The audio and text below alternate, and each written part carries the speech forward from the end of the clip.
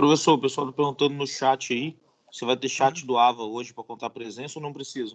Então, eu vou botar lá agora, estou criando lá agora. Ah, beleza, show de bola. É só conseguir chegar aqui. Estou fazendo isso exatamente agora.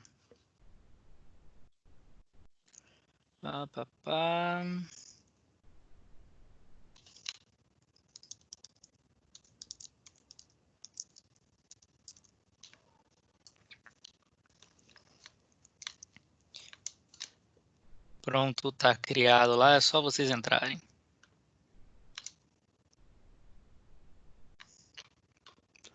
Bom, pessoal, hoje aqui dia 6 de abril, né? Vamos continuar nossos assuntos aí de Sistema de Comunicação 1. Na aula passada a gente falou sobre meios de comunicação, né? A gente falou sobre par trançado, cabo coaxial, terminou nas fibras óticas, né? E aí no final eu passei um questionário aí para vocês. Vamos fazer igual a gente fez na aula passada. Vou começar dando uma olhadinha no questionário, dando uma pequena corrigida nele aí, só para a gente não ficar coisa para trás, né? Então vamos pegar ele aqui, peraí, onde que ele tá? Tá aqui, questionário. Todo mundo fez o questionário lá direitinho? Ok, fiz sim. Bem tranquilo, né? Os questionários são bem tranquilos, só para ter uma noção aí de que vocês estão acompanhando aí o que a gente está falando. Então vamos lá. Tirando o fato que não abriu aqui, peraí.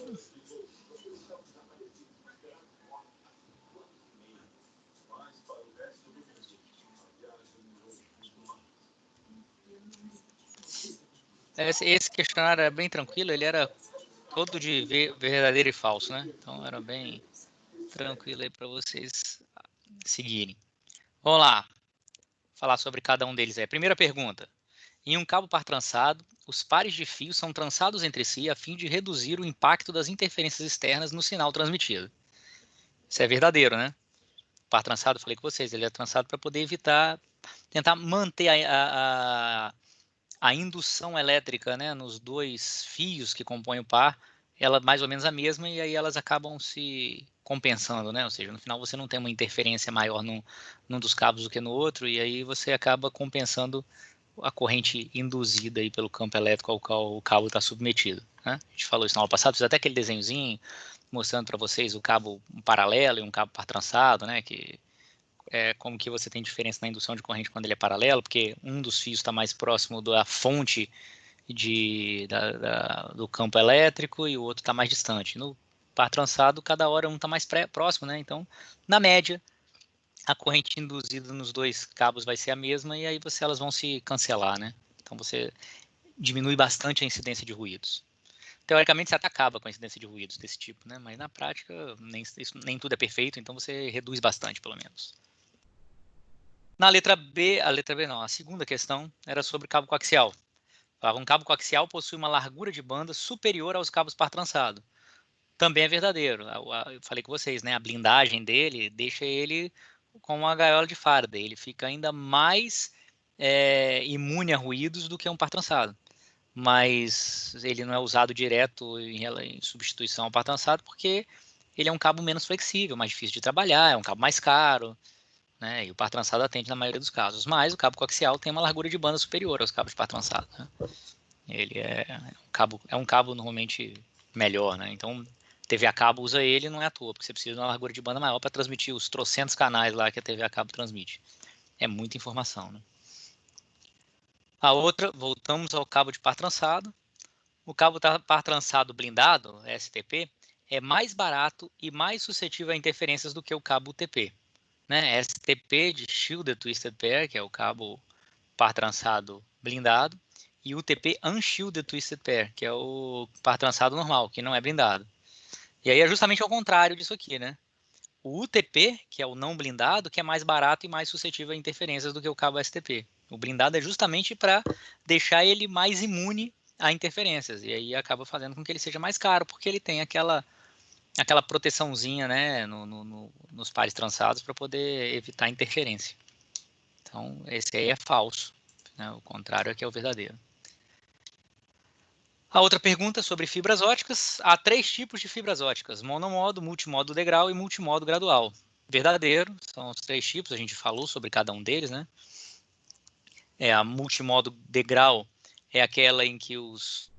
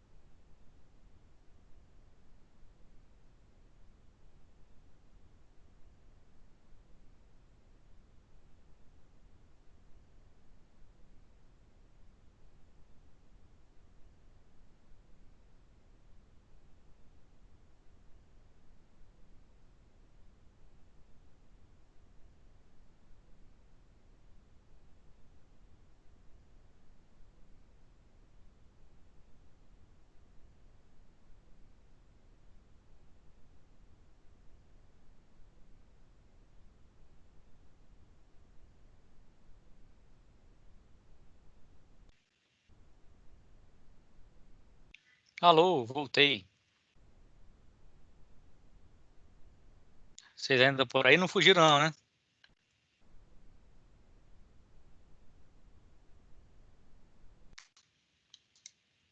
Alô?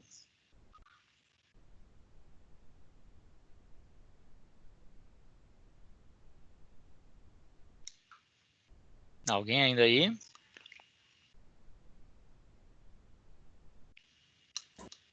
Tô aqui. Beleza, vocês estão por aí ainda, né?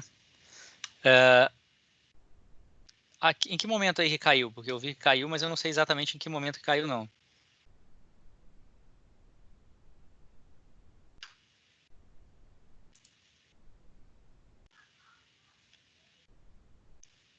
Vocês chegaram a ver, ouvir a parte que eu falei sobre todas as questões, as 5 questões lá que eu tinha postado?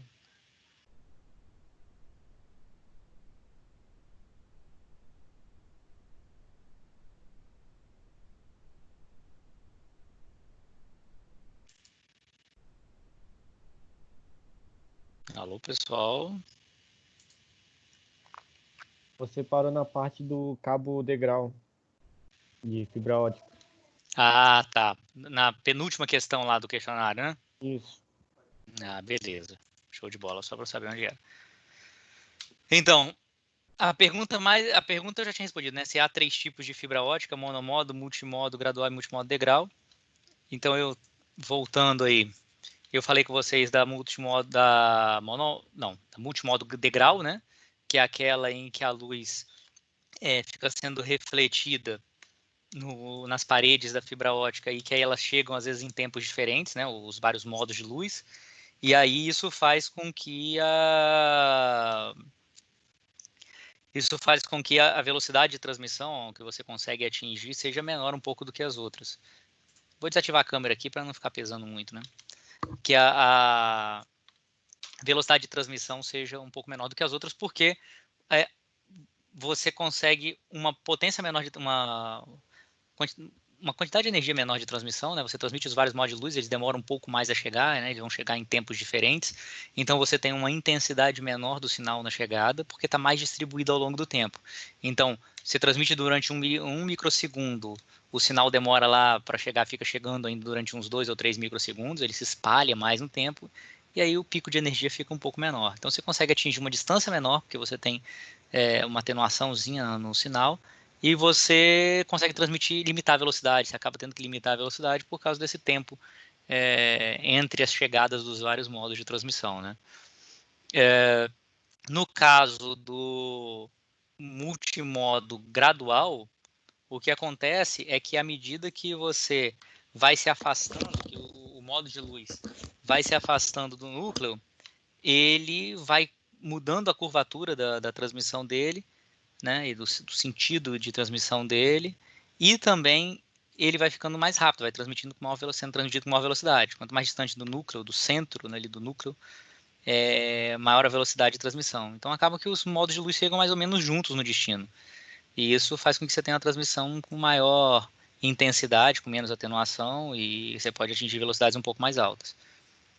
E o monomodo, que é aquela fibra ótica em que você tem a transmissão de um modo só de luz, porque o núcleo é muito estreitinho, né? Então você transmite só um modo de luz ali, e aí isso faz com que você não tenha vários modos de luz chegando em tempos diferentes, porque você só transmite um modo de luz. Para isso ter um funcionamento razoável, né? O que você precisa ter é uma transmissão com uma luz de maior potência. Não adianta ser um LED para transmitir. Você tem que transmitir usando, por exemplo, um laser, tá certo? E aí usando um laser o negócio funciona direitinho. Você tem um modo só de luz, você consegue atingir distâncias maiores. Distâncias maiores que você atinge são da ordem de alguns quilômetros também. 70 quilômetros, até uns 100 quilômetros no máximo. Então, se for mais que isso, você vai ter que ter um repetidor no meio do caminho. Alguém que pegue essa transmissão e amplifique o sinal novamente, né, para que ele avance mais aí uns 100 quilômetros mais ou menos. Então, aqueles transmissores, né, aquelas fibras óticas que existem entre continentes, né, daqui para os Estados Unidos, daqui para a Europa, daqui para a África, eles são cabos submarinos e junto com o cabo passa um cabo de energia com vários repetidores ao longo do caminho. Não é um cabo só daqui até lá não, porque não tem nenhuma fibra ótica que permita alcançar, né, avançar uma distância tão grande assim. Tá certo? Tem uns vídeos que eu coloquei, tá lá no conteúdo do AVA, tem uns vídeos que eu coloquei com um processo de transmissão de lançamento de uma fibra ótica dessa aí, tem um navio lá, os caras lançando a fibra ótica, para vocês verem como é que é feito de forma manual, que às vezes a gente não tem muita ideia. Né? Acho que vale a pena vocês darem uma olhada lá. Tá lá no conteúdo. Bem legal. Esse aqui é exatamente o que eu estava falando com vocês, né? Então são esses 3 tipos de fibra ótica que tem. A última pergunta do questionário, né? Ela falava aqui que na fibra ótica, que era essa aqui, ó, na fibra monomodo, apenas um modo de luz é transmitido, o que faz com que a transmissão tenha menor potência e seja de pior qualidade. É falso, né? Você tem na fibra monomodo apenas um modo de luz é transmitido, isso é verdadeiro. Mas isso faz com que a transmissão tenha menor potência e seja de pior qualidade, é falso. A transmissão é de melhor qualidade, porque você tem um modo de luz só, não tem atraso entre os vários modos de luz. E para que isso aconteça, você tem que ter uma transmissão com maior potência, né? Você usa normalmente um laser. Então, é falso essa questão aí. Beleza? Bom, de fibra ótica era isso que a gente tinha que falar, esses 3 tipos de fibra. Na verdade, de meios de transmissão com cabo, era isso que a gente tinha que falar, né? Sobre o par trançado, sobre o cabo coaxial e sobre as fibras óticas e os 3 tipos de fibra ótica. Então, o que falta a gente falar aí sobre transmissão, sobre meio de transmissão, era sobre a transmissão por radiofrequência, né? A transmissão sem fio. Tá? Quando eu estou falando em transmissão sem fio, a gente normalmente usa ondas de rádio, né? Transmissão que a gente chama de radiofrequência. Né? E aí muda bastante o conceito em relação a transmissões com fio, quando você está usando qualquer um daqueles tipos de cabos que a gente viu, porque primeiro que você não consegue guiar a transmissão ela vai no sentido que você colocar, né? Se você tiver uma antena direcional, ou para todos os sentidos, se você tiver uma antena omnidirecional, omni, né, de todos, né, omnidirecional para todos os sentidos. Então, a antena de celular, por exemplo, é uma omnidirecional, ela transmite para todos os sentidos. Por que ela é omnidirecional?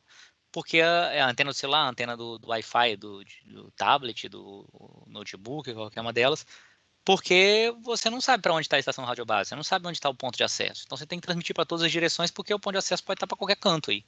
Pode estar para frente do notebook, para trás, em cima, embaixo, de um lado, do outro. Inclusive, você pode estar se movendo e uma hora está na frente, outra hora está atrás. Então, a antena do notebook ela tem que ser omnidirecional. Já a antena parabólica, que quem tem TV a cabo, tipo Sky, por exemplo, a antena parabólica que você tem no telhado da sua casa, ela é uma antena direcional, porque ela está apontada para o satélite. O satélite de transmissão de TV, né, ele é um satélite que a gente chama geoestacionário, ele fica parado numa posição em relação à Terra. Ele rotaciona junto com a rotação da Terra. Então ele fica sempre parado em relação a uma certa posição na Terra. Então você pode apontar a antena para esse satélite. Como você aponta a antena para o satélite, ela vai transmitir para aquele satélite, ela é uma antena direcional. Certo? Essa é a diferença de antena direcional para antena omnidirecional. Mas você não consegue fazer o sinal de rádio que você está usando para transmitir, fazer uma curva. Né? Ele vai para todos os sentidos, ou ele vai para um sentido que você escolher. Penetra nas edificações, né, facilmente, então ele consegue, o sinal de RF consegue atravessar paredes. O problema maior dele é para atravessar normalmente água. Né? A água é um dos problemas graves, porque a água é formada por diversas gotículas de água e essas gotículas elas atuam como se fosse um prisma, né? Então o que elas fazem é causar uma difração do sinal, né? O sinal está sendo transmitido, ele muda um pouco de direção, se embaralha todo, e aí atrapalha um pouquinho, muito a transmissão. Se tiver, quem tem TV por satélite aí, ou já teve, sabe que quando chove com mais intensidade, a TV cai, para de funcionar. As propriedades de transmissão, quando você está usando radiofrequência, elas variam muito com a frequência. Já falei isso com vocês também no próprio meio de transmissão com cabo, né? que o meio pode ter impedâncias diferentes de transmissão de acordo com a frequência que é usada para se transmitir naquele meio. Mas no ar isso é mais perceptível ainda, né? Os sinais com frequência um pouco mais alta, eles se propagam em linha reta. Normalmente eles são refletidos, todos se propagam em linha reta, né? Mas propagam em linha reta normalmente são refletidos ao encontrar o obstáculo, então eles têm mais dificuldade de atravessar obstáculos e normalmente são mais absorvidos pela chuva. Já as transmissões com frequência mais baixa um pouco, elas passam com mais facilidade por obstáculos, mas em compensação elas perdem potência mais rapidamente, certo? Então, por exemplo, quando você pega aí a transmissão na sua casa, sei lá, vocês têm Wi-Fi aí dos mais novos, às vezes você tem uma rede 2,4 GHz e uma rede de 5 GHz. Não sei se vocês têm isso na casa de vocês, aqui em casa eu tenho, por exemplo, tem um roteador mais recente aí que é padrão 802.11, que eu tenho aqui em casa ainda é N, né? Isso funciona no N, no AC e tal. Então ele tem transmissões, tem uma rede a 5 GHz, tem uma outra rede a 2,4 GHz.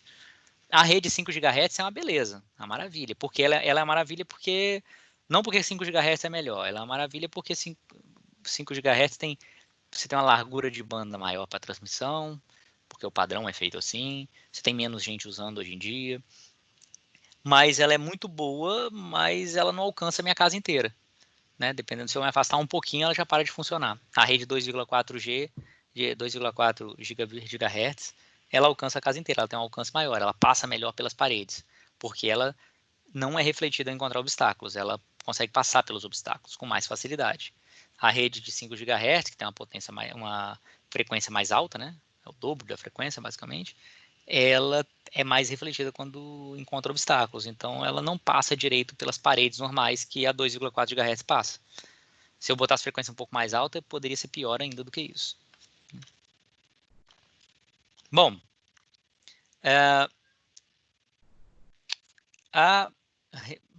antes de falar nisso aqui, eu vou mudar um pouquinho, porque vou inverter um pouquinho a ordem. Vamos falar sobre transmissão via satélite. Depois eu volto para essa aqui, porque aqui, principalmente nessa segunda parte, eu estou falando em transmissão utilizando antena parabólica, que é um conceito que a gente vai entender aqui quando a gente vai falando em comunicação via satélite, né? A comunicação via satélite, ela existe justamente porque eu quero conectar dois pontos da superfície terrestre que não conseguem se comunicar diretamente, se eu olhar a figura aqui, por causa da curvatura da Terra. Tá certo? Né? Assumindo aqui que ninguém acredita que a Terra é plana, né? Então, hoje em dia a gente já tem que falar isso de cara, né? Vai lá que alguém acha ainda que a Terra é plana. Mas em todo mundo aceitando que a Terra é redonda, né?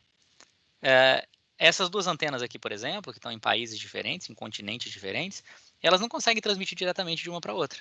Concorda? Por causa da curvatura da Terra. Se essa aqui transmitir o sinal bate aqui na Terra e ele não consegue chegar do outro lado. Supondo que eu tenho potência suficiente para transmitir de uma antena e chegar na outra, tá?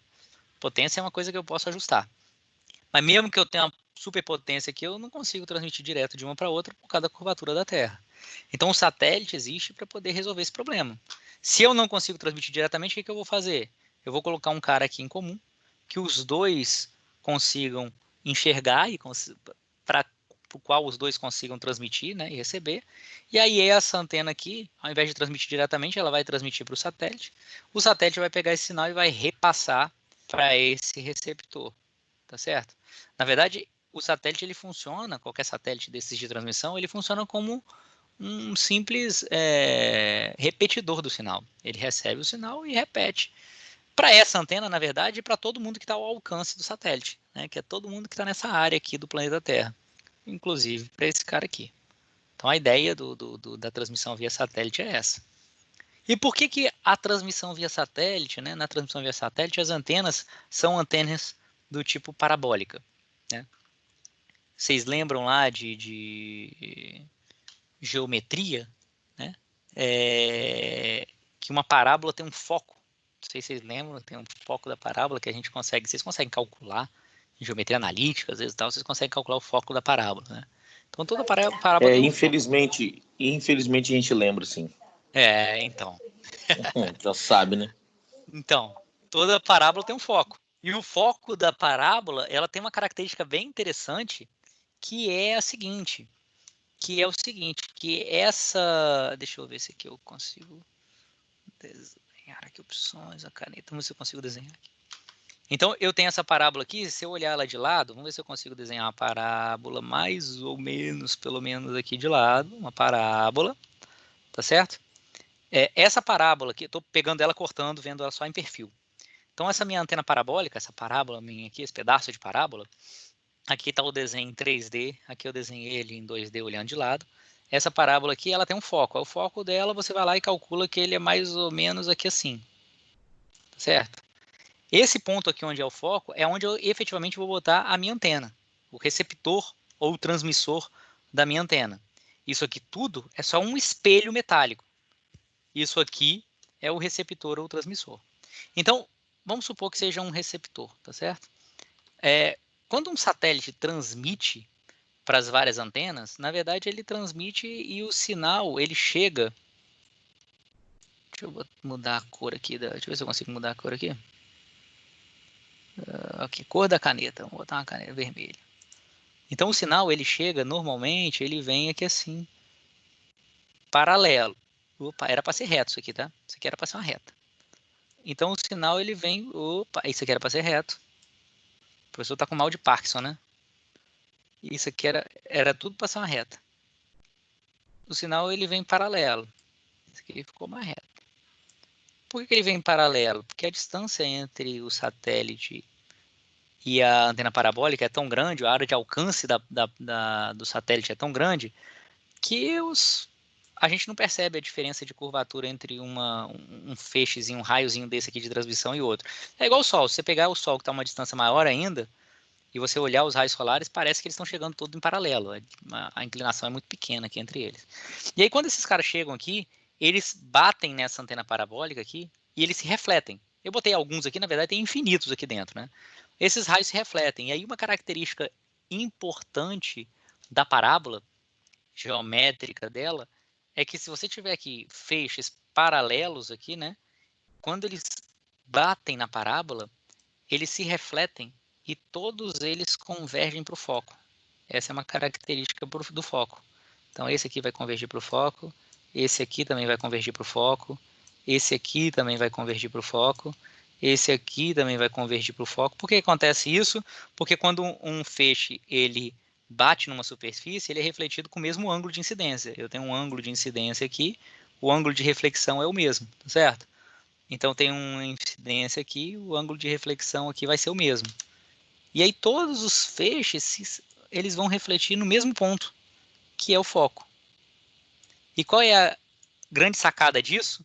É que apesar desse sinal que está chegando aqui, ele chegar com uma intensidade pequena, porque ele está vindo lá do satélite, quando ele bate aqui na antena parabólica, tudo, agora vamos olhar no 3D aqui, tudo que está chegando dentro dessa circunferência, dessa área aqui, que é essa área aqui é coberta pela antena parabólica, todos esses feixes que chegam nessa área aqui são refletidos para o mesmo ponto que é o foco, olhando aqui, né, e olhando aqui em 3D.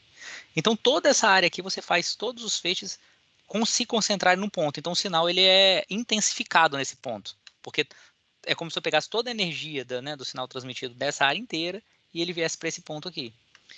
Então não sei se algum de vocês já assinou alguma TV por satélite, mas se você pegar a Sky, por exemplo, ou Oi, todos esses caras aí, eles têm antenas parabólicas com vários diâmetros diferentes.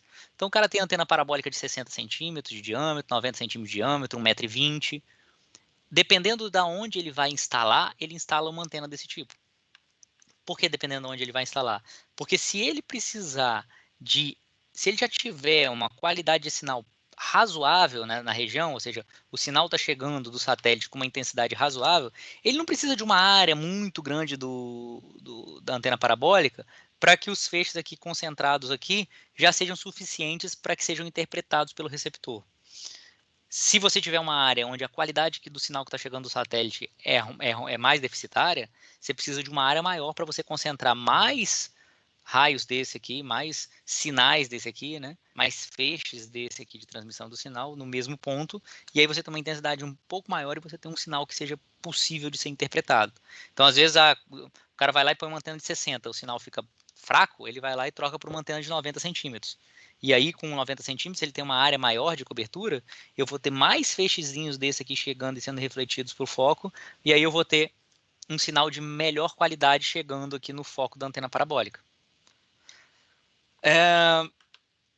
Por último, esses caras normalmente têm também uma de 1,20 m. Então, em alguns lugares, ele às vezes coloca uma maior ainda. Isso acontece, às vezes, em locais urbanos onde você tem muitas outras antenas próximas e tal, que podem interferir um pouco nesses raios aqui também. Aí você precisa de uma área maior também para você conseguir pegar mais feixes desse e colocar nesse ponto aqui do foco, que é a transmissão e é o receptor, e poder receber um sinal que seja minimamente aproveitável. O mesmo acontece quando a antena parabólica está transmitindo. Esse foco aqui, ele também transmite. Ele transmite para... Normalmente você tem alguma coisinha aqui que reflete a transmissão ela vai toda para essa direção aqui, né? Então, nesse desenho aqui em 3D, inclusive, se vocês olharem, a seta está para a transmissão, né? O sinal ele é transmitido a partir desse transmissor, que a gente chama transceptor, ele é transmissor e receptor. Esse cara aqui que está no foco, ele vem, transmite aqui, ó, para essa direção aqui. Quando ele bate aqui, ele é refletido e você consegue fazer com que a transmissão seja toda concentrada nessa área, né, num cilindro que vai ser essa área aqui da antena parabólica. Então, ele é todo transmitido nessa direção. Então, se eu vier aqui agora e colocar uma outra antena parabólica aqui do outro lado, tá certo? Né? E tem o foco dela aqui assim, eu consigo ter uma transmissão ponto a ponto com duas antenas parabólicas. Normalmente, inclusive, se utiliza antena parabólica para transmissão ponto a ponto, porque aí todos esses feixes aqui, quando baterem, vão ser refletidos, né? Vão ser refletidos para esse foco aqui. Não liguem para o meu mal de Parkinson, não, porque eu desenhar com mouse eu não sou muito bom, não. Então, não que eu seja bom desenhando com lápis e caneta normal, mas com mouse o negócio fica tenso. Então, o que acontece é que eu consigo ter uma transmissão ponto a ponto. Botei isso aqui, mas é claro que essa distância aqui pode ser bem maior do que isso, tá? Isso aqui pode ter uma distância... Normalmente se usa isso aqui, duas antenas parabólicas, para transmitirem entre dois edifícios, por exemplo, né? Você fazer um ponto a ponto de forma... através de transmissão sem fio. Tá clara essa ideia aqui da transmissão parabólica? Como é que funciona a antena parabólica? Por que ela tem esse formato parabólico e por que o negócio vai para o foco? Sim. Beleza. Se sim, voltemos aqui um slide, né? E vamos falar um pouquinho sobre esses dois casos aqui. Já que eu inverti, vou inverter o todo aqui. Vou falar primeiro sobre... Opa, um mal de Parkinson aqui. Vou falar primeiro sobre esse cara aqui. Vamos pegar uma borracha e apagar isso aqui que eu fiz besteira, né? Não tinha nada que ficar escrevendo, inventando moda, escrevendo isso aqui. Lá fazia sentido, aqui não faz sentido nenhum. Então deixa eu apagar isso aqui. Pronto. Vamos falar primeiro sobre o ponto a ponto aqui, utilizando micro-ondas. Acabei de falar com vocês que quando eu vou fazer uma transmissão ponto a ponto, né? Que é o caso aqui entre dois edifícios, eu coloco duas antenas parabólicas. E as antenas parabólicas elas vão gerar, né, sinais aqui paralelos que vão cobrir essa área aqui do cilindro aqui, um cilindro que seria teoricamente, se fosse um cilindro, teria esse... Vamos tentar fazer uma coisa o mais reta possível. Faz de conta que isso é uma reta. Ele teria essa... Putz, essa reta aqui não... Nem com a melhor das boas vontades eu consigo dizer que isso aqui é uma reta, né? Desenhar pelo menos... Vou tentar desenhar de novo aqui.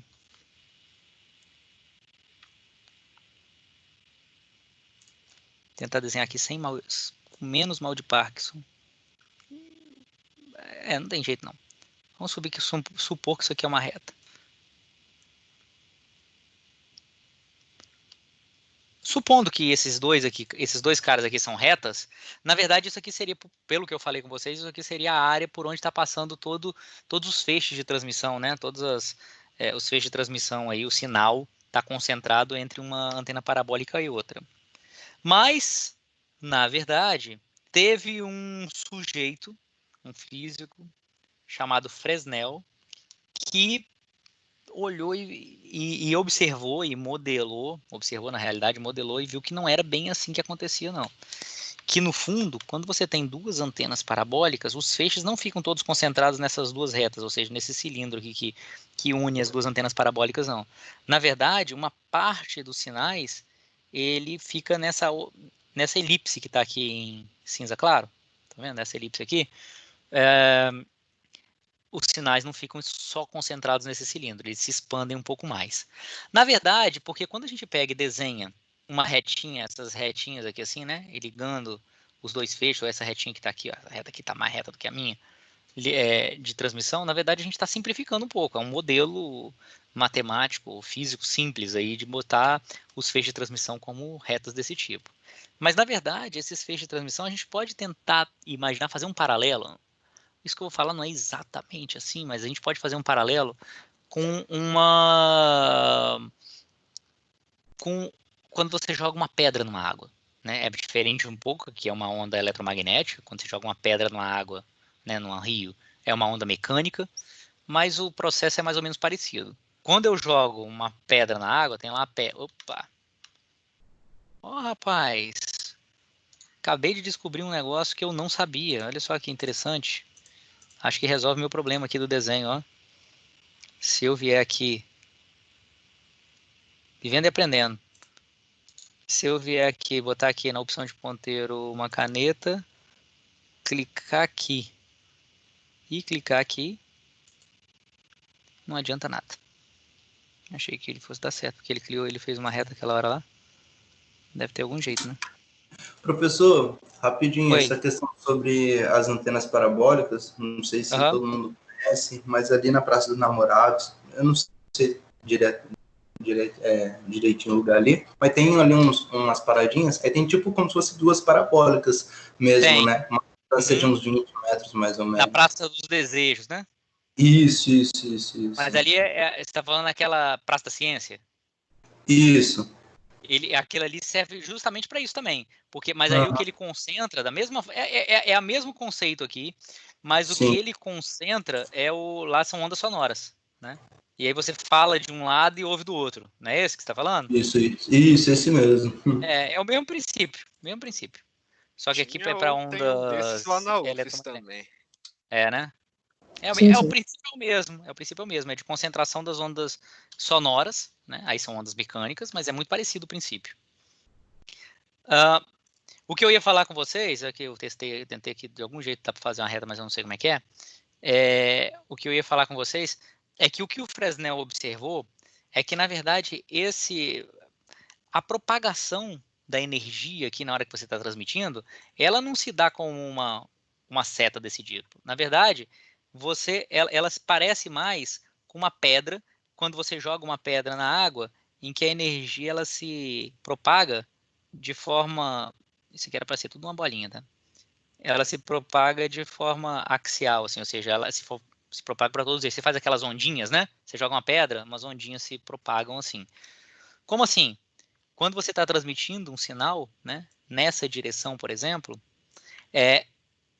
na verdade, esse átomozinho aqui que está vibrando e que está transmitindo energia elétrica, ele né, um campo elétrico aqui, ele na verdade, ele induz não só o próximo aqui em seguinte, mas ele induz o cara que está aqui desse lado aqui, o cara que está um pouquinho mais embaixo.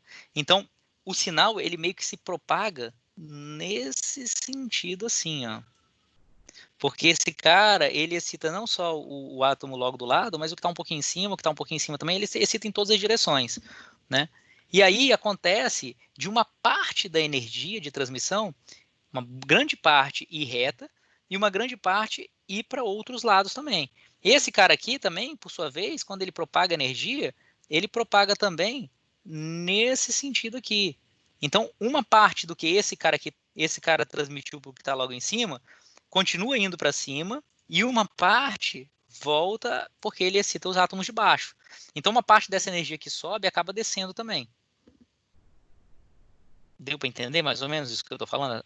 até agora? Cada um dos átomos que é excitado, ele acaba excitando todos os vizinhos, né? Ele acaba propagando essa energia para todos os vizinhos. E os vizinhos estão em todas as direções, não só na direção que você quer. Então, uma parte dessa energia ela é gasta para excitar os outros átomos que estão ao redor dele, que são átomos para trás, são átomos para frente, átomo um pouco para o lado aqui e tal. Então, uma parte dessa energia de transmissão, ela vai no sentido reto, uma parte ela vem um pouco no outro sentido, e aí ela acaba chegando em cada um desses caras e uma parte dessa energia acaba voltando aqui para esse mesmo sentido no qual você está transmitindo, porque esse átomo que está aqui em cima também, ele também excita todos os átomos que estão em volta dele, não só os de cima, mas também os de baixo. Então, cada novo átomo aqui, ele vai sendo excitado e vai excitando os outros ao redor dele. É claro que ele vai excitar os outros ao redor dele e os outros vão estar excitados com uma quantidade de energia menor que ele, porque essa energia dele foi distribuída entre todos os átomos. E aí, a energia desse outro átomo foi dividida entre todos os átomos. Então, quanto mais longe eu vou saindo aqui do centro, menor a quantidade de energia eu vou tendo. Mas próximo do centro aqui, próximo desse eixo principal, eu tenho uma quantidade de energia ainda considerável. Então, e uma parte dela vai retornar, né? Vai retornar porque os átomos vão excitar os átomos que estão embaixo também. Então, uma parte dessa energia vai acabar voltando e vai ficar dentro do que eu vou conseguir captar pela outra antena parabólica. O que eu quero dizer com isso é que o que o Fresnel conseguiu modelar matematicamente, observando isso ele conseguiu modelar matematicamente, é que existe uma elipse aqui em que toda a energia, os feixes de transmissão que estão dentro dessa elipse acabam sendo significativos para a recepção por parte dessa antena parabólica de cá. Então o Fresnel, ele modelou matematicamente qual deve ser o raio maior aqui dessa elipse, dada essa distância, dada a potência de transmissão que você está usando e dada qual é a frequência de transmissão que você está usando. Então você diz qual é a frequência de transmissão, qual é a potência de transmissão que você está usando e qual é a distância entre o transmissor e o receptor, e ele te diz qual é esse raio, né, dessa elipse que indica quais são os feixes, vamos dizer assim, de transmissão que são importantes para que a recepção aconteça com sucesso. Ou seja, ele te diz qual é essa elipse que deve estar totalmente desobstruída para que tudo que passe por dentro dessa elipse chegue até a antena de destino. Então, não adianta eu deixar só, né, esse cilindro que liga as duas aqui desobstruído. Eu tenho que deixar toda essa elipse desobstruída. Nesse meu desenho aqui, ó, se eu ligasse uma linha reta entre a base dessa antena parabólica com a base da outra, essa árvore estaria fora dela. Mas usando a equação de Fresnel, eu ia chegar à conclusão que uma parte dessa elipse aqui está sendo invadida por essa árvore. E aí essa transmissão não ia acontecer com sucesso. Como é que eu posso resolver isso para essa árvore parar de causar problemas? Eu posso mudar a frequência de transmissão, eu posso aumentar a potência de transmissão. Se eu aumentar a potência de transmissão, eu preciso de menos raio aqui, de um raio menor. Ou então eu posso simplesmente pegar, que é a solução que normalmente é adotada, porque se aumentar a potência nem sempre você consegue na vida real. Primeiro porque você gasta mais energia, e segundo porque quando você cria um link desse aqui, existe uma potência máxima que é permitida para a transmissão, que a Anatel permite que você use para a transmissão. Então, o que se faz quando está dentro da zona de Fresnel, assim, quando tem um obstáculo na zona de Fresnel, é simplesmente aumentar essa haste aqui e erguer as duas antenas, colocar as duas antenas mais aqui para cima, por exemplo. Ó. Se eu botar as duas antenas aqui numa haste mais para cima, o que vai acontecer é que eu vou continuar tendo essa elipse, mas ela mais para cima aqui, aí essa árvore não vai atrapalhar. Tá claro?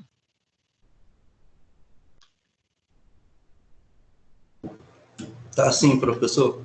Isso é o que a gente chama de zona de Fresnel. Quem trabalha aí com antenas parabólicas e tal, às vezes não sabe isso, né? Não sabe que existe isso assim na prática, mas sabe que nem sempre só tendo linha divisada você consegue botar duas antenas parabólicas para conversar.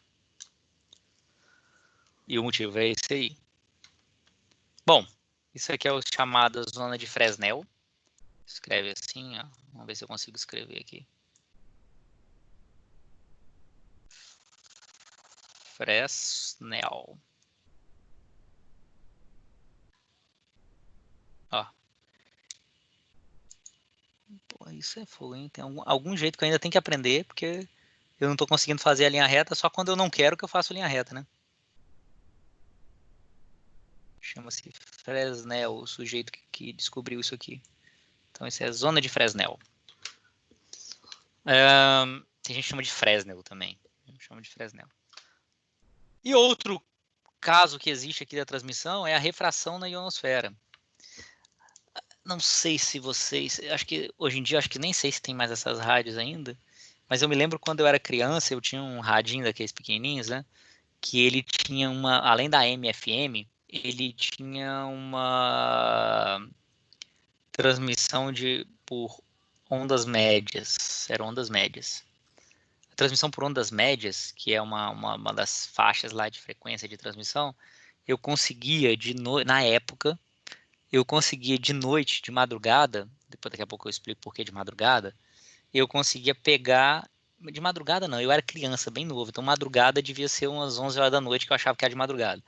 Eu conseguia pegar rádios de diversos lugares da Europa, da África, né? Eu lembro que pegava umas rádios árabes, pegava umas rádios francesas, italianas, alemãs, a gente pegava um monte de rádio diferente utilizando esse rádio de ondas médias. Eram transmissões que vinham direto de lá, vinham direto da Europa para cá. E eu acabei de falar com vocês aqui, ó, voltando nesse coisa, que a transmissão entre essas duas antenas parabólicas aqui não era possível por causa da curvatura da Terra, né? Ela não é possível na maioria das frequências, mas existe uma frequência, que são as ondas médias, que é uma faixa de frequência em que ela tem uma característica bem interessante, né? Que a onda ela é transmitida, né? Que eu tenho uma antena, não é mais uma antena parabólica, que é uma antena omnidirecional, ela transmite em todos os sentidos, e aí eu tenho uma parte da onda que a gente chama de onda terrestre, que é a onda que vem aqui em linha reta, faceando a curvatura da Terra, mas que se por acaso eu tiver uma distância igual essa antena está dessa aqui, ó, a onda terrestre que faria as duas se comunicarem, ela teria que atravessar a Terra, o que não acontece. Mas uma parte dessas ondas que acaba indo para cima aqui, ó, tipo esse raio 2 aqui, ou esse outro aqui que está depois do raio 2 aqui, seria o raio 3, à medida que eles vão subindo nas camadas da atmosfera, quando eles chegam numa das camadas aqui, que é a ionosfera, agora eu estou indo mais longe ainda, hein? Lembrar lá do 2º grau de vocês lá, que vocês devem ter estudado sobre troposfera, ionosfera, econosfera, sei lá, tem um monte de nome diferente. A ionosfera é uma das camadas da nossa atmosfera. E o que muda de uma camada dessa para outra é que uma das coisas que muda é a densidade do ar, né? Quanto mais alto, mais rarefeito fica o ar, menor a densidade de ar. E quando muda essa densidade do ar, vai mudando também o índice de refração do ar. Então, a onda eletromagnética, nessa faixa específica de frequência, conhecida como frequências médias, ela começa a sofrer uma refração, ela começa a mudar o sentido dela de transmissão, igual a luz muda lá na fibra ótica de multimodo gradual que a gente viu. Então ela vai mudando a direção dela de transmissão, mudando, até que ela desce de novo. Ela não é refletida. A onda eletromagnética não é refletida na ionosfera, ela é refratada, ela vai mudando a direção dela até que ela volta para baixo. E aí quando ela faz isso, ela consegue atingir locais que ela não conseguiria se ela estivesse só em linha reta. Então esse é um caso em que a onda de transmissão faz curva, porque ela é refratada pela ionosfera. Mas isso acontece só para uma faixa de frequências específicas, por várias questões físicas, que são as ondas médias. Então, com isso, eu conseguia, por exemplo, no meu radinho ferradinho aqui, ó, isso aqui é meu radinho ferradinho aqui, eu conseguia pegar algumas transmissões que viessem lá da Europa, que estava aqui, ó, num local em que a transmissão direta não dava. Eu conseguia isso porque o meu rádio tinha ondas médias, eu conseguia isso porque na época que a gente está falando, há muitos anos atrás aí, eu conseguia isso numa casa que eu tenho em Setiba, que era um meio do mato, não tinha nada, não tinha quase casa nenhuma lá na época, então mal tinha iluminação pública. Conseguia de noite. Por que de noite? Porque durante o dia você tem as ondas solares mesmo, né, os raios gama tal, que são transmitidos pelo sol, que atrapalham nessas transmissões, interferem um pouco nessas transmissões. Então, de noite eu não tinha o sol atrapalhando. De noite, lá para as 11 horas da noite, eu tinha menos aparelhos ligados, inclusive de televisão e coisa assim, que podiam interferir ali. E não tinha celular na época, né? Então, na época, não tinha antenas de celular aí funcionando pelo local. Então, vamos dizer, essa faixa de frequência, ela estava praticamente livre. Então, eu conseguia, por menor que fosse a intensidade do sinal que vinha, eu conseguia captar ele. Hoje em dia, talvez fosse mais difícil de captar por causa das interferências, principalmente de celular e tudo, né? Nada ia funcionar direito. Mas, assim, não para essas intensidades baixas. Mas se eu tiver uma intensidade um pouquinho mais alta, eu consigo. Eu sei que o rádio do Vaticano ainda transmite usando essas frequências médias e com uma potência extremamente alta de transmissão. Tem até um monte de problema lá com a cidade lá onde fica a antena, porque tem alta incidência de câncer, não sei o que e tal, mas aí é outra questão. Mas eles conseguem fazer essa curvatura e conseguem chegar a países sem que a transmissão seja direta. Mas isso só usa normalmente para transmissão de áudio, né? Por causa de rádios mesmo.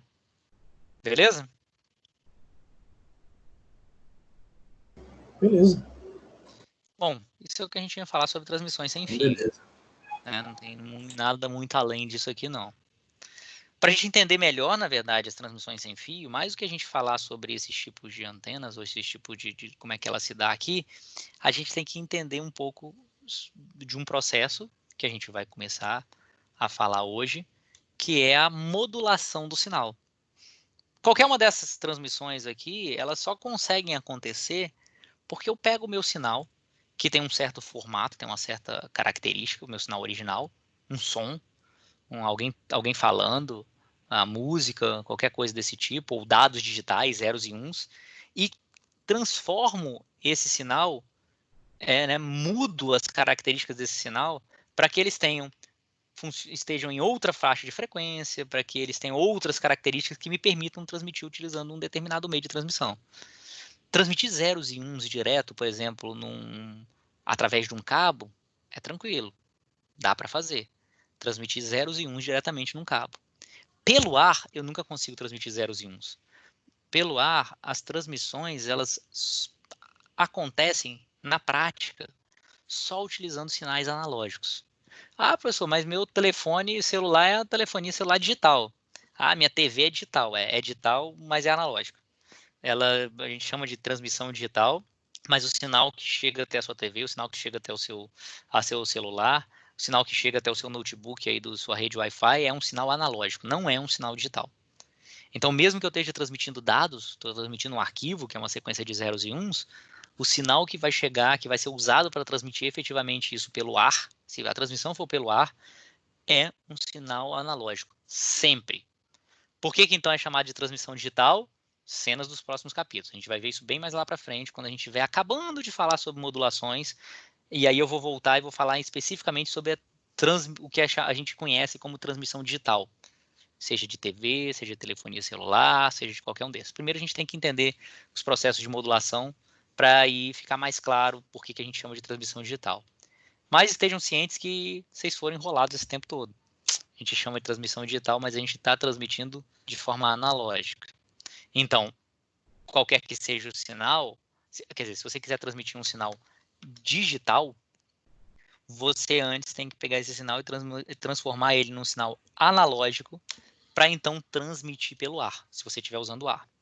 Se você não estiver usando o ar, estiver usando um cabo, tem cabos que permitem que um sinal digital seja transmitido através dele. Se você tiver um sinal que originalmente é analógico, você muitas vezes tem que mexer nesse sinal analógico, transformar ele, porque você não vai transmitir ele do jeito que ele é, né? Porque o meio às vezes não permite a transmissão daquela forma como ele é. Um exemplo disso, as rádios AM e FM vão pegar a sua voz, né, a voz lá do locutor, e vão transmitir pelo ar até chegar no seu radinho AM e FM. Mas eles não podem transmitir a voz do locutor do jeito que ela é, eles têm que mexer na frequência dela, porque se eles botarem lá na antena para transmitir na frequência que a voz é, todo mundo no meio do caminho vai ouvir a voz do cara. Não é isso que você quer que aconteça. Ela tem que ser transmitida numa faixa de frequência que seja não audível, para que a transmissão passe pelas casas de todo mundo, passe pelas ruas, sem que ninguém ouça a transmissão. Só quem está sintonizado naquela frequência lá, né, quem está querendo efetivamente receber o sinal naquela frequência, é que vai pegar o sinal naquela frequência, vai transformar o sinal para o formato original dele para então escutar. Então, esse transformar do formato original para um formato utilizado para transmissão, que é esse processo aqui, ó, um sinal analógico para outro analógico, ou de um digital para outro analógico, ou ainda de um sinal analógico para um digital, ou de um analógico para outro analógico em outro formato mais adequado para transmissão no meio, esses processos aqui, né, todos eles são conhecidos como modulação. Qualquer um deles é conhecido como modulação. A modulação é você tirar um sinal do formato original dele e converter ele para um formato mais adequado para ser transmitido em um determinado meio, qualquer que seja esse meio. Seja um meio com cabo, seja um meio sem cabo, né? Seja pelo ar. Isso é o que a gente chama de modulação, né? E aí, tem um equipamentozinho aqui, que vocês já devem ter ouvido falar, que é o modem, que o nome vem exatamente disso aqui, ó. Modem quer dizer modulador, demodulador. É um cara que faz a modulação do sinal e a demodulação do sinal. A modulação é converter da forma original para uma forma adequada para se transmitir. A demodulação é o processo contrário, transformar da forma que foi utilizada para transmitir para o formato original dele. Beleza? Então, isso aí que é a modulação e a demodulação. A gente vai falar aqui na modulação de sinais analógicos, né? A gente vai chamar o que é o sinal original de dado e o sinal a ser transmitido de sinal, só para ficar mais fácil. Então, eu tenho um dado analógico e vou transformar num sinal digital para ser transmitido. Aqui eu tenho um dado digital, vou transformar ele num sinal analógico para ser transmitido. Aqui eu tenho um um dado analógico, vou transmitir para um formato, para um sinal digital para ser transmitido. E aqui eu tenho um dado digital, vou transformar ele para um outro formato para ter um sinal digital para ser transmitido. Certo? Então, o nome dos equipamentos que fazem isso, o modem faz a modulação, demodulação, o telefone faz, né, a transformação de um sinal de voz num sinal elétrico. O codec é coder, decoder, codificador, decodificador. Transforma um sinal analógico também em sinais digitais. E do digital para o digital, o digital transceiver. Transceiver quer dizer transmissor e receptor. É transmitter e receiver, né? A mistura de transmitter e receiver é o transceiver. Transmissor e receptor ao mesmo tempo. E a gente vai falar em todos esses processos aqui, pode ter transformações do sinal. A gente vai falar, então, nesses mecanismos de modulação aqui, ó. Sempre que eu tiver a gente vai falar primeiro quando eu tenho uma transmissão digital, ou seja, vou transmitir uma sequência de bits, e originalmente o meu dado é um dado digital também, mas eu quero adequar ele melhor para a transmissão, e aí eu tenho dois processos que eu posso utilizar, codificação de linha de bloco, a gente vai falar, tem algumas formas de fazer um ou outro, e a gente vai falar também na transmissão digital de dados que são originalmente analógicos. Quando que eu uso cada um desses aqui? Por exemplo, transmissão de dados digitais na forma de um sinal digital, né? Se eu quiser transmitir um arquivo, por exemplo, através de uma rede digital de dados, através de uma rede local, do Ethernet, por exemplo, eu uso esse mecanismo aqui. Se eu quiser transmitir, por exemplo, a minha voz, a gente está fazendo aqui agora, uma videoconferência, né? Vamos dizer, uma audioconferência. Minha voz é analógica, ela está sendo convertida, ela vai ser convertida para digital antes de ser transmitida, né? Eu tenho uma digitalização da minha voz. Isso aí é pegar a minha voz, que é analógica, né, e transformar ela para digital primeiro. Então, o esquema de voz sobre IP, esse esquema de videoconferência usa esses mecanismos aqui. A gente vai falar em PAN e PCM. Esse é um mecanismo intermediário, que importa mesmo, a gente vai falar em PCM. A gente vai falar nesse aqui também, mas vocês vão ver que esse aqui é o que importa. E depois, por último, a gente vai falar na transmissão analógica, ou seja, quando o meu sinal é analógico, eu vou transmitir um sinal analógico, ou seja, sempre que eu estiver usando transmissão sem fio, por exemplo, de um sinal que originalmente é digital, ou seja, um arquivo que eu estou transmitindo, por exemplo, e aí eu tenho esses mecanismos aqui que são usados nas redes locais aí, ou nas redes sem fio, rede de telefonia celular, né? Nas televisão digital, Wi-Fi, todos esses caras que vão usar esses ASK, FSK, PSK e QAM, principalmente hoje esse cara aqui que é o QAM, mas para a gente entender ele tem que entender os outros primeiro. E, por último, esse último cara aqui a gente vai falar só para poder completar essa árvorezinha. O que importa mais para a gente são esses 3 ramos aqui da árvore. Esse último a gente vai falar só para completar, que é a transmissão de sinais analógicos quando o dado originalmente analógico, que é o caso das rádios AM e FM. Só que rádio AM e FM a gente vai falar assim, uma aula de 2 minutos sobre AM, uma aula de 2 minutos sobre FM, porque a gente não usa isso para sistemas de comunicação normalmente. A gente só usa isso para... Vou olhar aqui para ver se alguém tinha alguma dúvida aí. A gente só usa isso para rádios mesmo, AM e FM. Então isso está caindo em desuso, essa transmissão hoje em dia AM e FM. E ninguém usa mais ela para sistemas de comunicação, só se usa para rádios normais. Então a gente vai falar nela aqui só para cumprir tabela, bem rapidamente, bem sem se estender sobre o assunto. Tem inúmeras literaturas aí que eu posso indicar para quem tiver interesse, tá? Isso, na verdade, a AM/FM dá para ter um curso inteiro só de AM/FM, só de radiodifusão, que é um mundo à parte. A gente vai estar preocupado mais em transmissões digitais, né? Ou seja, transmissão digital de dados digitais e analógicos ou transmissão analógica de dados digitais, né? São esses 3 que estão circulados aqui, são os que a gente vai estar mais preocupados. Os dados analógicos aqui a gente vai falar só para cumprir tabela. Beleza? Beleza. Todos esses mecanismos aí, eles podem ser utilizados em quaisquer daqueles meios de transmissão que a gente falou. Mas, principalmente, a transmissão sem fio é o que a gente usa, é isso aqui. É um sinal analógico. Transmissão com fio, com cabo, a transmissão o sinal pode ser tanto analógico quanto digital. Mas sempre que a gente usa pelo ar, a gente usa um sinal analógico para transmitir. O ar não é adequado para transmissão digital de sinais digitais. Sinais que saem de um nível de tensão vão para um outro nível de tensão momentaneamente, né, instantaneamente. Né? Um sinal digital é isso, né? O 0 e 1 lá. Se usar, sei lá, menos 5 volts para representar o 0, mais 5 volts para representar o 1, você está tendo um degrau aí, saindo de um menos 5 volts e mais 5 volts instantaneamente. No ar, não dá para a gente fazer isso. Então, no ar, a mudança tem que ser gradual. Por isso que a gente usa, normalmente, sinais analógicos. Dúvidas?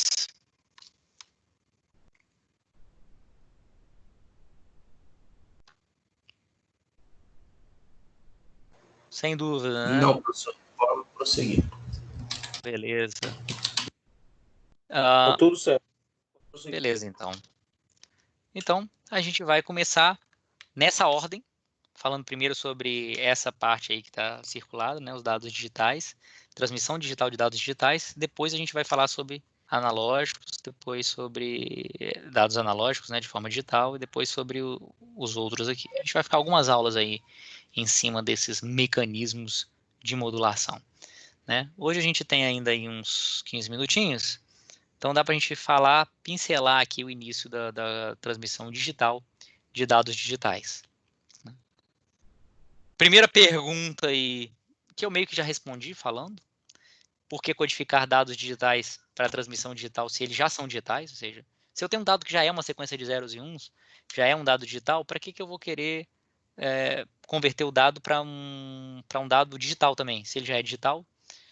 A mesma pergunta vale para que eu vou querer transformar um dado analógico em outro dado analógico para transmitir, se ele já é analógico naturalmente. E a resposta é sempre a mesma, é para adequar o sinal ao meio. Nem sempre a forma como o dado aparece originalmente, ela está adequada para se transmitir utilizando um determinado meio de transmissão. Na verdade, à medida que a gente for vendo aqui os mecanismos utilizados, isso vai ficando cada vez mais claro para a gente o porquê mudar a forma de representar um sinal, né? A codificação, utilizando a codificação para gerar sinais digitais, ela pode ser basicamente desses 5 tipos diferentes aqui. Ela pode ser unipolar, polar, bipolar, multinível e multitransição. A gente vai focar muito aqui em unipolar e polar, certo? Esses outros mecanismos aqui a gente vai falar também, mas a gente vai focar mais nesses 2 aqui que são os mais importantes. No fundo, o mais importante é o polar. O unipolar é só mais para a gente entender o polar, né? A gente vai focar muito na codificação polar, que é a mais importante delas, a mais utilizada. O unipolar a gente vai falar só para poder chegar à conclusão de por que a gente precisa de uma codificação polar. O que quer dizer, então, primeiro, estou falando isso, mas o que quer dizer codificação polar e unipolar? A codificação unipolar é aquela mais simples, aquela que vocês provavelmente utilizaram em aulas de eletrônica digital, em que você usa, para representar sinais digitais, você tem 2 níveis de tensão, tá certo? E aí você associa um nível de tensão a cada sinal lógico, né? A cada valor lógico. Então você associa um nível de tensão ao bit 1, um nível de tensão ao bit 0, um nível de tensão diferente ao bit 0. Normalmente, inclusive, nos circuitos CMOS, nos circuitos TTL e tal, você usa o 0 é 0 volts e o 1 são 5 volts. Na verdade, unipolar é isso. É quando você associa níveis de tensão e você tem um nível de tensão apenas, porque o outro é o 0. Então, o bit 0 é associado a 0 volts e algum nível de tensão você usa para associar a 5 volts. A lógica pode ser negativa, pode ser o contrário. Você usa 0 volts para representar o bit 1 e algum outro nível de tensão para representar o bit 0. O que importa no unipolar é que os níveis de tensão que você usa, um é o 0 e outro é um nível de tensão qualquer. No caso de CMOS TTL é 5 volts, né? Mas poderia ser outra coisa qualquer. Então, qual o problema que você tem em utilizar essa codificação unipolar? Depende do contexto, né? Nos circuitos tradicionais que vocês montaram lá em eletrônica digital, acho que vocês têm algum laboratório, né? Que vocês provavelmente montaram aí os circuitos digitais, não tem problema nenhum. Você pode usar a representação unipolar, né? Uma codificação unipolar dos sinais, sem nenhum problema. Por um motivo, por 2 motivos, na verdade. Você pode usar esse esquema de representação, né, que se usa tradicionalmente na eletrônica digital. Porque, primeiro, que os circuitos, quando você pega um sinal e transmite de um circuito integrado para outro, por exemplo, ou de um circuito integrado para um transistor, sei lá, a distância percorrida é muito pequena. É ali alguns poucos centímetros no máximo entre um componente e outro. Então, a transmissão é uma distância absurdamente curta. E segundo, que na maioria desses circuitos você tem um clock único, ou seja, os circuitos estão sincronizados. Não sei o nível de circuitos digitais que você chegar a montar, mas você pode usar um circuito integrado, por exemplo, que é o 555, que com ele você pode montar uma fonte de clock, por exemplo, para poder sincronizar todos os outros circuitos integrados, que tem portas lógicas e coisas assim, para você montar circuitos integrados um pouco mais elaborados, né? Circuitos digitais um pouco mais elaborados. Então, todos eles têm o mesmo sincronismo, todos eles estão sincronizados ali com algum relógio, seja o 555, seja um cristal de quartzo, seja o que for. Num computador, por exemplo, você tem um cristalzinho de quartzo lá que gera o clock e que todos os circuitos ali estão sincronizados com esse mesmo relógio interno, né, que é um cristal de quartzo. Então está todo mundo sincronizado, as distâncias de transmissão são muito curtas, então utilizar esse esquema unipolar é mais simples e funciona numa boa. O problema é quando você tem transmissões a distâncias um pouco maiores. Quando você tem transmissões a alguns metros de distância, ou dezenas de metros, ou centenas de metros, ou algumas vezes alguns quilômetros de distância, essa representação unipolar já não atende, ela já não é boa. Porque ela tem 2 problemas graves. Um é o que a gente chama de componente de DC residual. Isso aí que era para ser uma reta. E o outro que são alguns problemas de sincronização. O que é isso? São 2 problemas diferentes. O problema de componente DC residual é o seguinte: se você olhar a tensão média que você tem num cabo, quando você está usando uma transmissão unipolar, ela é diferente de 0. O que é a tensão média? A tensão média, tem horas que eu estou aqui em 5 volts, tem horas que eu estou aqui em 0 volts, tem horas que eu estou em 5 volts, tem horas que eu estou em 0 volts. Se eu olhar esse sinal aqui, sei lá, na média, eu estou aqui, eu consegui fazer até uma coisa, era mais ou menos reto, não foi mais não. Eu estou na média aqui em, sei lá, 2 volts. Então, eu tenho um valor de tensão médio aí que é diferente de 0. Isso é uma componente DC residual, ou seja, a média é diferente de 0 volts. Quando a média é diferente de 0 volts, a lei de Ohm começa a acontecer de uma forma mais intensa e começa a me gerar alguns problemas. O que é a lei de Ohm? Lembrando, é a transformação da energia do sinal em energia térmica, né? E aí isso acontece principalmente com transmissão DC, né? Então, quando você tem um nível de tensão DC residual, aí isso acontece. E aí uma parte da energia que você está usando para transmitir, uma parte considerável, pode começar a ser dissipada e você perder essa energia em forma de calor. E você, com isso, você está deteriorando o sinal. Você está pegando parte da energia que você está usando para transmitir, transformando em energia térmica, né? Por causa da dissipação de potência. E aí o sinal chega no destino com menor potência, com menor intensidade. Você tem uma atenuação maior do sinal.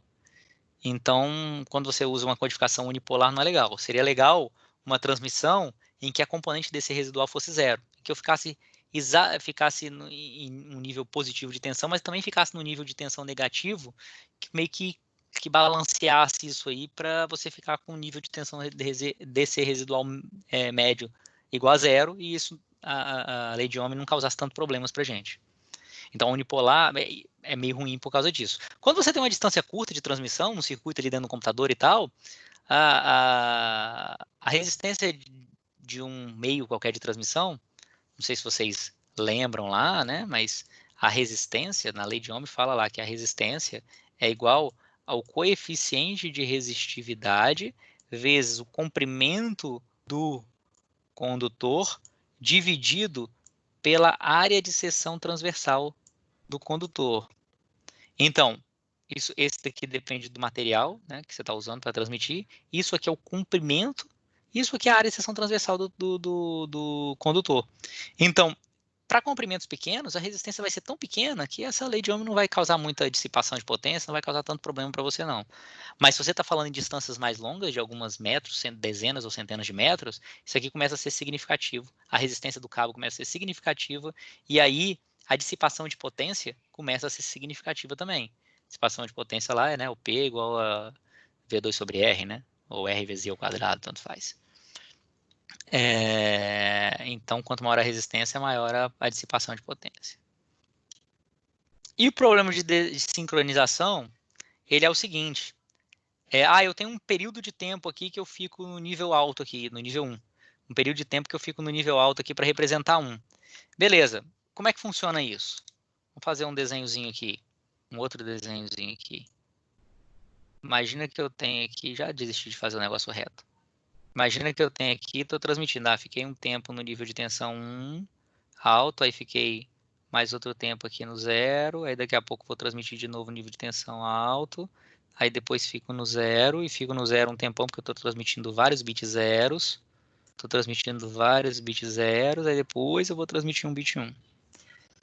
Então aqui no fundo o cara está transmitindo 1, 0, 1, sei lá, 0, 0, 0, 0 e 0. Opa, isso era para estar mais ou menos próximo. E 1.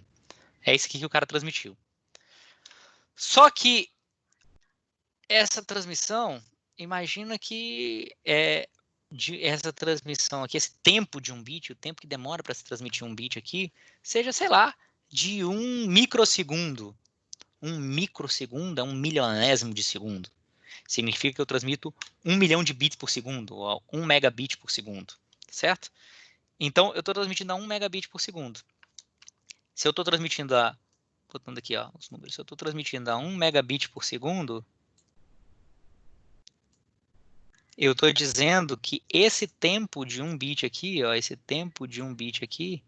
é de 1 microsegundo, beleza? O problema é a contagem do tempo no transmissor e no receptor. Como o transmissor e o receptor são computadores diferentes, por exemplo, que não estão sincronizados entre si, não tem um relógio comum, eu posso contar 1 microsegundo de um jeito e você contar de outro. Isso é normal. Se eu pegar nenhum relógio consegue contar o tempo precisamente, né? Ou seja, tem relógios atômicos que contam o tempo precisamente, mas nenhum computador tem isso. O computador tem um cristal de quartzo lá, e o circuito tem isso aí e tal, e que você tem uma certa precisão na contagem do tempo, mas não é perfeito. Então eu posso contar 1 microsegundo, mas meu 1 microsegundo, na verdade, não tem 1 microsegundo, ele tem lá 0,98 microsegundos, o que eu acho que é 1 microsegundo. E o que você acha que é 1 microsegundo, às vezes é 1,01 microsegundo. Então tem uma diferençazinha aí, de 0,03 microsegundos no que eu acho que é 1 microsegundo e no que você acha que é 1 microsegundo. problema disso é que à medida que eu vou transmitindo uma quantidade de bits, como é que funciona mais ou menos um receptor, um transmissor? O transmissor, ele vai, primeiro, o transmissor ele quer transmitir 1, 0, 1, 0, 1, 0, usando uma transmissão unipolar, ele deixa aqui durante 1 microsegundo no nível alto para transmitir 1, durante 1 microsegundo no nível baixo para transmitir 0, 1 microsegundo no nível alto para transmitir 1, durante 5 microsegundos no nível baixo para transmitir 5 zeros, durante 1 microsegundo no nível alto para transmitir 1. E aí o problema disso é que depois que eu vou transmitindo, né, o cara que é o receptor, o que ele faz? O cara que é o receptor, ele pega isso aqui e, na verdade, ele começa a fazer a amostragem. Ele não consegue ficar monitorando o tempo todo. Então, começou uma transmissão, ele vai pegar aqui mais ou menos na metade do tempo, se o tempo do bit é de 1 microsegundo, ele vai pegar aqui mais ou menos em meio microsegundo e vai olhar aqui qual o nível de tensão que ele está recebendo. É alto? Ah, então é porque o cara transmitiu 1. Daí a 1 microsegundo, que vai cair na metade do tempo do próximo bit aqui, ele vai olhar, é nível baixo? Ah, então é 0. Daí a mais 1 microsegundo, ele vai olhar que vai cair na metade do tempo desse bit aqui. Ah, tá nível alto? Ah, então o cara está transmitindo 1. Né? Ele vai fazendo esse tipo de contagem. Só que o que acontece? Se ele tiver contando o tempo ligeiramente diferente do cara que está transmitindo, esse cara está contabilizando 1 microsegundo como se fosse 1,02 e o outro está contabilizando como se fosse 0,97, por exemplo, ao longo do tempo eu posso ir contando cada vez menos, e no começo eu estou aqui na metade do tempo de bit, depois eu estou um pouquinho antes da metade, depois um pouquinho mais antes da metade, até que chega um momento em que eu posso chegar tão próximo desse limite de tempo de bit aqui, ó, que eu estou pegando, achando que eu estou pegando no meio do tempo de bit, estou pegando um pouquinho menos, estou pegando um pouquinho menos, estou pegando um pouquinho menos, cada vez um pouquinho menos. Aí, contei 1, 2, 3, 4, 5 bits, né, que são 5 bits zeros. Quando eu vou ler o sexto bit zero, eu já cheguei tão próximo aqui, eu estou reduzindo tanto o meu tempo, que ao invés de eu estar no comecinho do tempo do bit 1, ainda estou no final do bit 0. Se vocês pensarem é o seguinte, isso vai acontecer depois de alguns milhões de bits. Porque depois de alguns milhões de bits, se eu tô, o meu, sei lá, 1 microsegundo, né? Depois de 1 milhão de bits, ele é 1 segundo. Eu contei 1 segundo. Deveria ter contado 1 segundo. Se cada meu 1 microsegundo, depois de 1 milhão de bits, se eu estou contando cada 1 microsegundo como 1,02 microsegundos, na verdade, depois de 1 milhão de bits, eu contei 1,02 segundos. Olha só, 0,2 segundos. 0,2 segundos eu já estou bem desincronizado em relação ao cara que está recebendo, que o 1 segundo dele, na verdade, é 0,93 segundos, 0,98 segundos que eu falei. Então, isso aqui começa a acontecer, e aí eu li aqui 6 bit zeros na recepção, quando eu deveria ler só 5 bit zeros na recepção. Não sei se ficou claro o que eu estou falando com vocês, que é esse problema de falta de sincronismo. Isso faz com que eu, depois de muitos bits transmitidos, eu comece a ler alguns bits errados. Isso é um problema de falta de sincronização. Então, essa transmissão unipolar, ela começa a ter problema quando você tem transmissão entre equipamentos que têm contagem de tempos diferentes. Deu para ficar claro?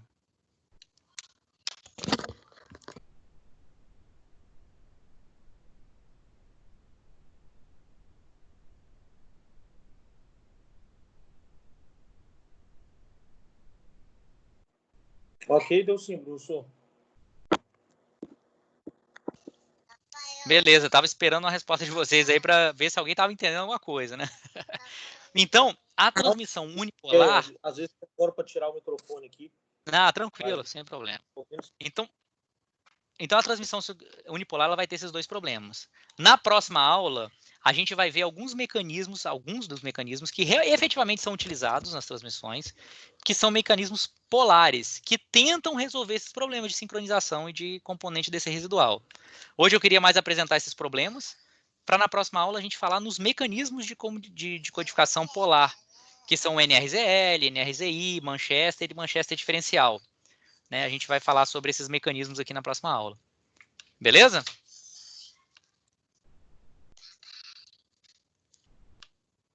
Eu vou deixar para vocês uma atividade, que tem sempre atividade que vale presença, que nesse caso vai valer presença, vai valer uma notinha também, porque é uma daquelas atividades online que a gente tem valendo nota, que tem a ver com esse assunto aqui de hoje, que é sobre é uma coisinha a mais, eu vou dar mais do que uma semana só para vocês fazerem, que é sobre essa zona de Fresnel aqui. Então tem um textinho a mais para vocês lerem, para vocês verem aqui como é que é essa modelagem do Fresnel e fazerem umas continhas aqui para alguns casos, né? Só para vocês verem alguma vez na vida aí sobre essa zona de Fresnel, que na prática é bastante importante aí. Beleza? Eu não deixei a atividade lá ainda não, eu vou botar ela agora no intervalo. Tranquilos? Ok, beleza. Show de bola.